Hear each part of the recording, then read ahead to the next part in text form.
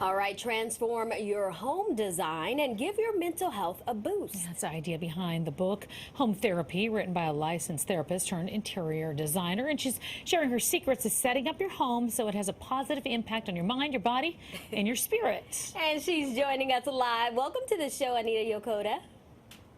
Thank you so much for having me. I'm so excited. All right, let's talk about this career switch that you made. Very interesting, from a licensed therapist to an interior designer. What led to this change?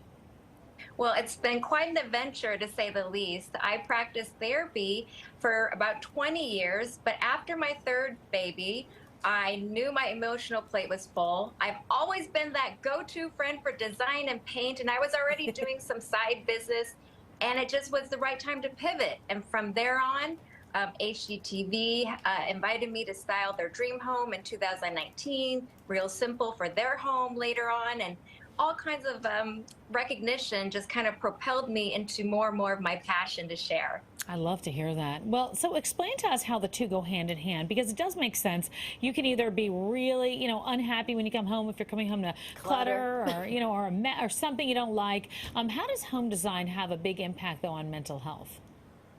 Well, absolutely. Our environment impacts our mood. Sure. Our brain chemistry thrives on the happy hormones like serotonin and dopamine.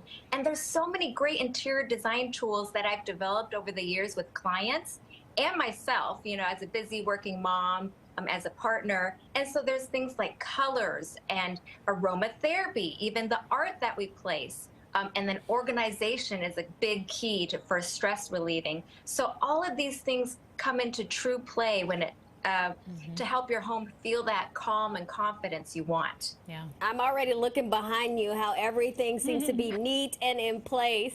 So help us out. You're sharing some tips to help our viewers transform their kitchens to make the space more positive and just easier to use. So first is open shelving. Tell us about that.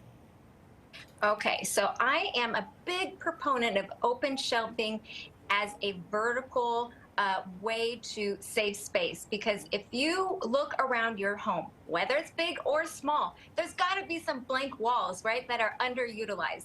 You see here in my kitchen, this is true life. So I have 3 kids, we have 2 dogs, but what I did was, with open shelving, make your walls work for you. So I put things that I truly use. I edited out all the things that was just collecting dust.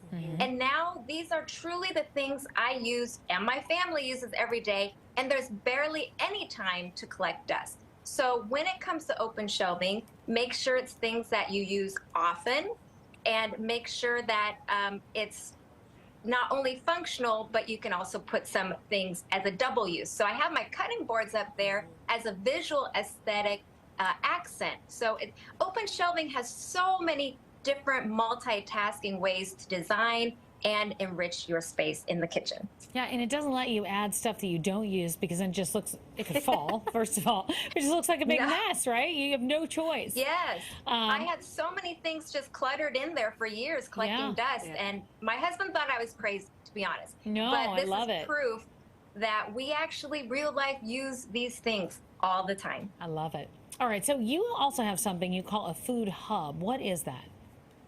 So everyone's pantry can be transformed, and you just shift your mindset. This is where the psychology comes in, to a food hub. I want to empower my clients and everyone who lives in the home to be more confident.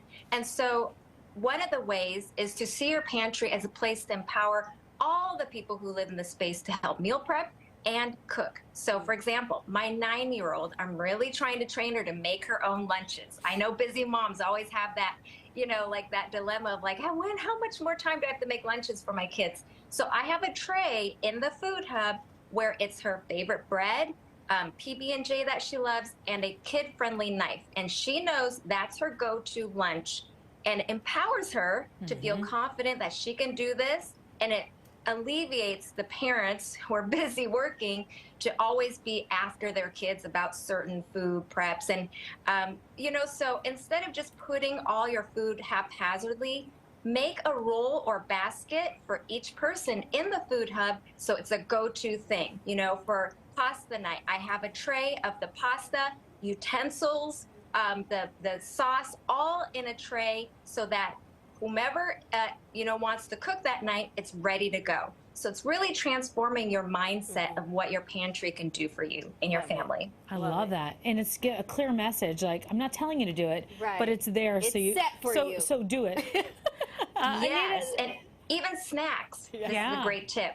Yeah. So I have snacks for each person, and I have what we decided is healthy for them, but also fun. So the kids know I can dip into my basket of snacks 1 to 2 times a day, but if I eat too much at one point, it's going to be all gone for the week. So it's portion controlled, but it gives them a sense of empowerment. I find that a great tool for adults too. I was going to say, I have a husband. I don't have children, but I have a husband that needs a food hub.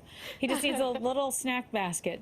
Yeah, maybe just replace daily. All right, Anita, nice to have you with us. Thank you so much. You're welcome. Thank you. All right. And of course, to see more of Anita's ideas or to purchase her book, Home Therapy, you can go to her website, AnitaYakoda.com, or you can follow her on Instagram as well.